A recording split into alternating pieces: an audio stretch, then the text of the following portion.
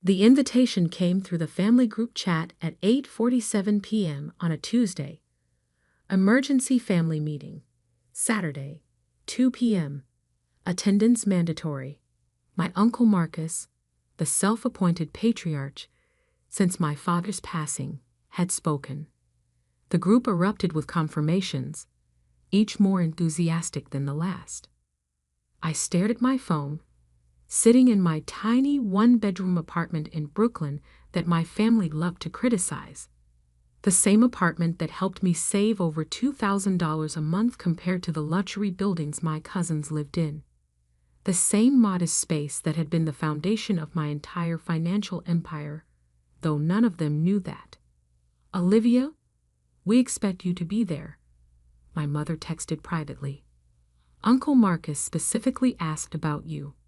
Of course he did. I was the family's favorite topic of discussion. The disappointing daughter. The one who wasted her degree by taking a low-level job at a tech startup instead of joining the family's real estate business.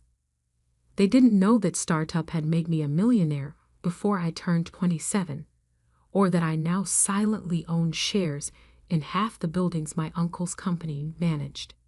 "I'll be there," I replied simply.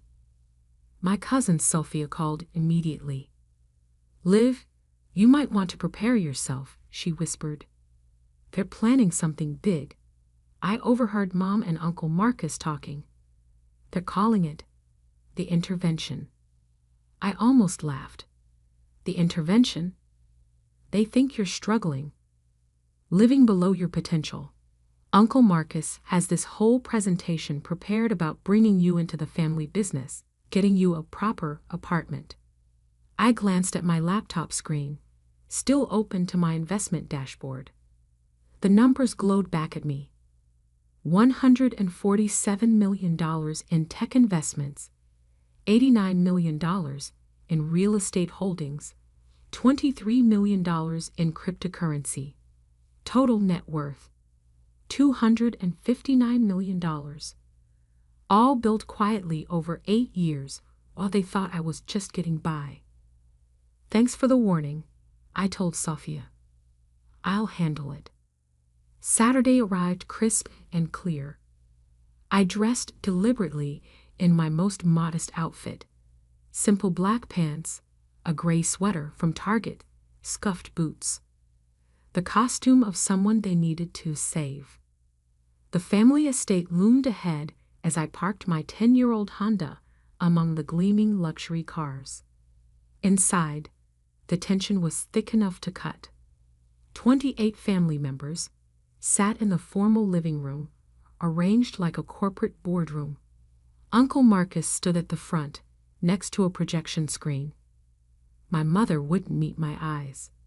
"Olivia," Uncle Marcus said as I took my seat. "Thank you for joining us." I nodded, saying nothing.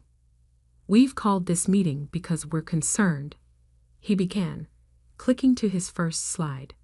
"About you, about your future, about the shame your current situation brings to our family name." The room murmured in agreement. My cousin Derek, who'd just crashed his third Porsche, nodded sagely. "Let's look at the facts," Marcus continued.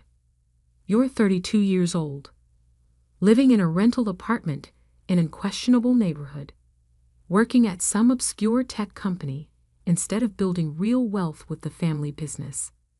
He clicked through slides showing property values, career trajectories, family expectations, each point designed to highlight my supposed failures. "Your father would be disappointed," he added, twisting the knife. "He built this legacy for you, and you're throwing it away." I felt the familiar surge of anger at the mention of my father, but kept my face neutral. Dad had actually encouraged me to forge my own path, to build something for myself. His last words to me were, "Don't let them clip your wings, butterfly." "What do you have to say for yourself?" Uncle Marcus demanded. The room turned to me, expecting apologies, tears, submission. Instead, I reached into my bag and pulled out my tablet.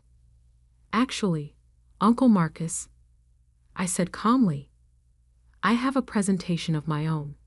He blinked, thrown off script. This isn't the time for. I think it is. I stood and walked to the front of the room.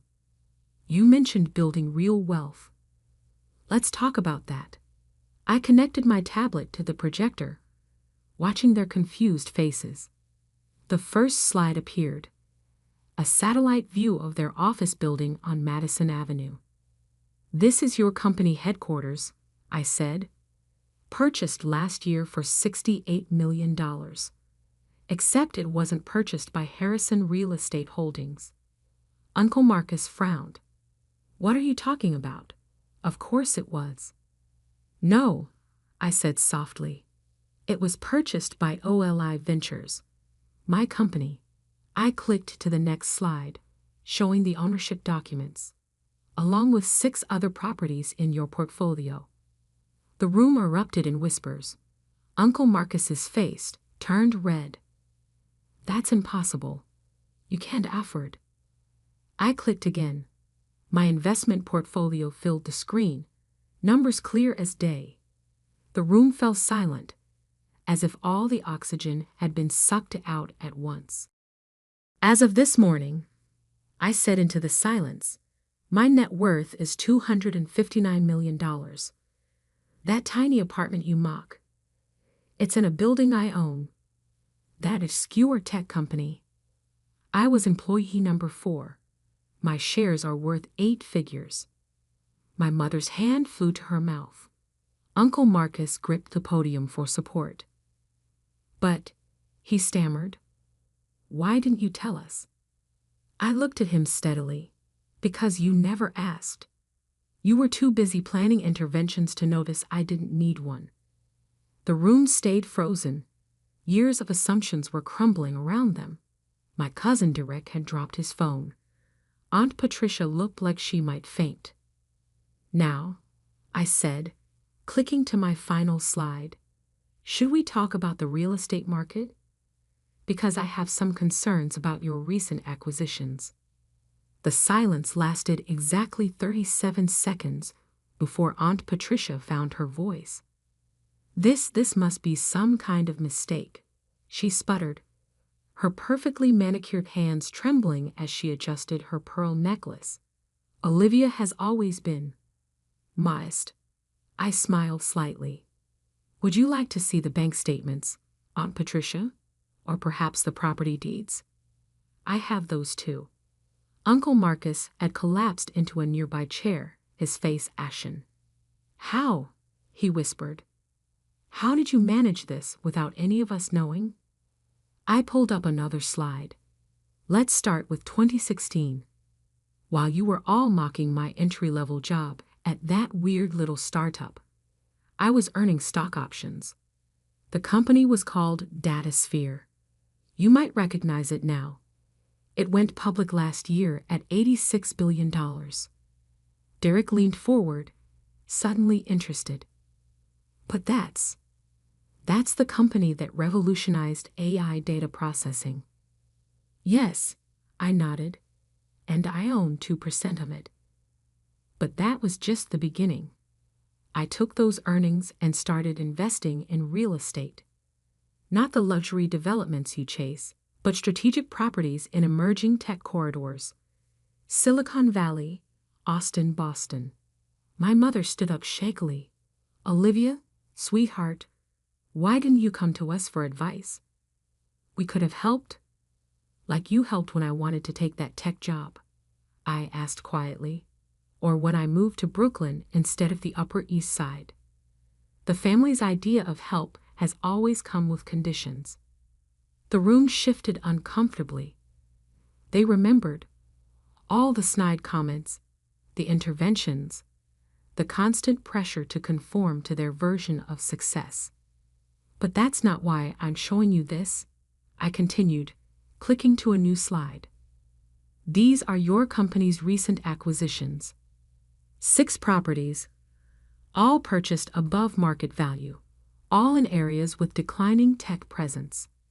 Uncle Marcus straightened, his business instincts kicking in despite his shock. Those properties are prime locations.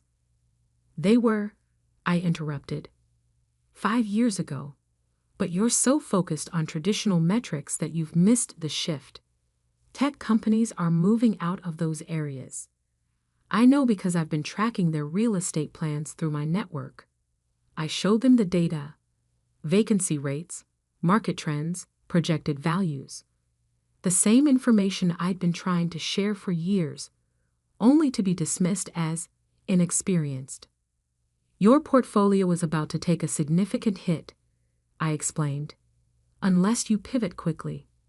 Cousin James, who'd recently been promoted to VP despite having no qualifications beyond being Uncle Marcus's son, scoffed. And I suppose you think you know better than us. I pulled up one final document. Actually, yes. My properties in the same market have seen a 47% increase in value over the past 18 months.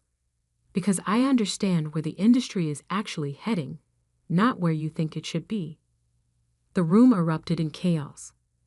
Some family members started furiously Googling my claims.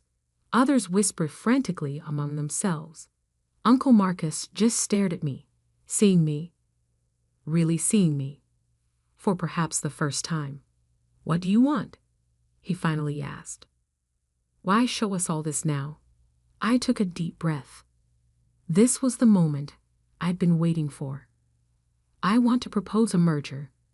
Your experience with traditional real estate, combined with my tech industry insights and capital. But I held up a hand as excitement flickered across his face. There would be conditions. What conditions? My mother asked softly. First, a complete restructuring of the company leadership. No more promotions based on family ties. We hire the best people, period. Second, a new investment strategy focused on future trends, not past patterns. And third, I paused, looking around the room, an end to these family interventions. No more judging people's choices just because they don't match your expectations. Uncle Marcus started to speak, but Aunt Patricia cut him off. And if we refuse? I smiled, not unkindly. Then I'll continue buying properties in your target markets. Only I'll do it first, with better information and more efficient capital. Your choice. The weight of the moment hung in the air.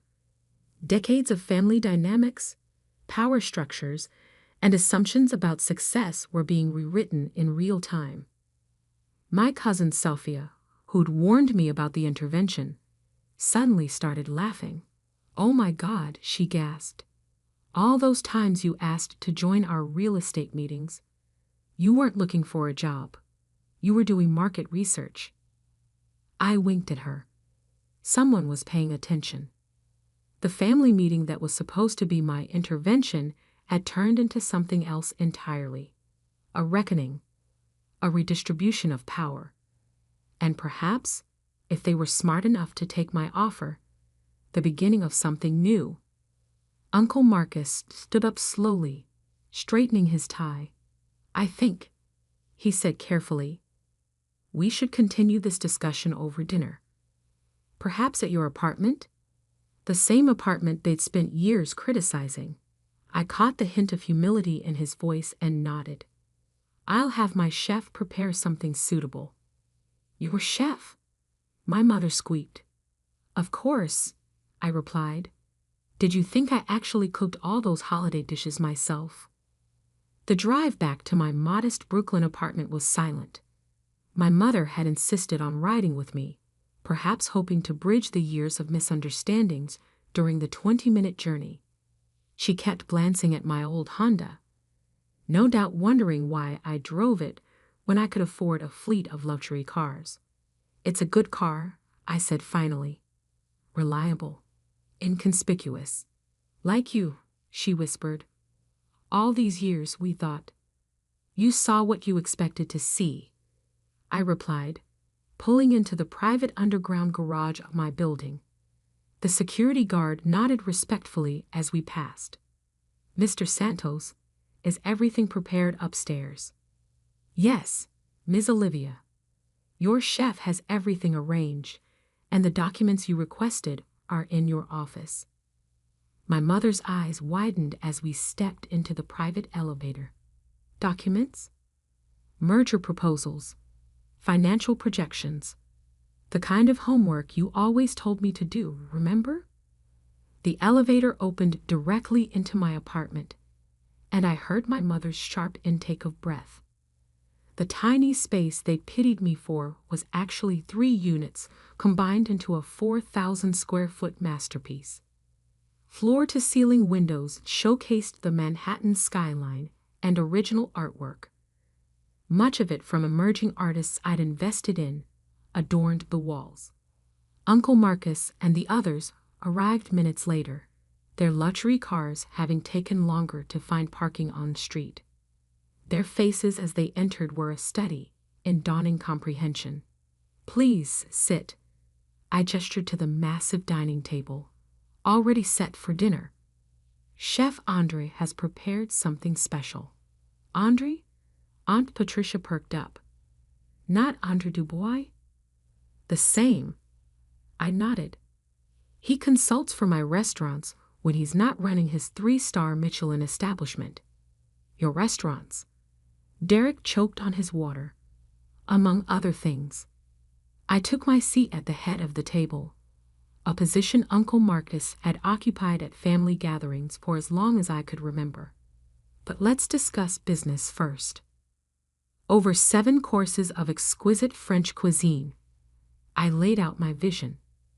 The merger would create a new entity, Harrison Oley Holdings, combining their traditional real estate expertise with my tech industry connections and modern investment approach. These are the upcoming tech corridors, I explained, showing them maps on the dining room's hidden projection screen. Austin, Raleigh, Boulder, Portland, but not the obvious areas. We need to be ahead of the curve. Like you were with us, Uncle Marcus said quietly, buying properties before we even knew they were valuable. I nodded. The future of real estate isn't just about location anymore. It's about understanding the industry's driving growth, the companies planning expansion, the startups about to explode. And you have access to all this information? James asked, his earlier skepticism replaced by genuine interest. I sit on 12 different tech company boards, I replied. I've invested in over 40 startups. When they succeed, they need space to grow. Real estate isn't just about buildings anymore. It's about ecosystems. As dessert was served, a deconstructed apple tart that made Aunt Patricia actually cry, I distributed the formal proposal documents. Take time to review these, I said. Have your lawyers look them over. But understand this, the offer expires in 72 hours. Why such a rush? My mother asked. I pulled up one final presentation on the screen. Because 3 major tech companies are announcing relocations next month. Their employees will need housing. Their operations will need facilities. The properties need to be secured before those announcements drive up prices. Uncle Marcus was already reading intently, his business instincts overriding any lingering family dynamics. These projections, they're aggressive. They're conservative, I corrected. I've only included confirmed expansions, not potential ones. The actual opportunity is larger. As the evening wound down, the family dynamics had shifted palpably.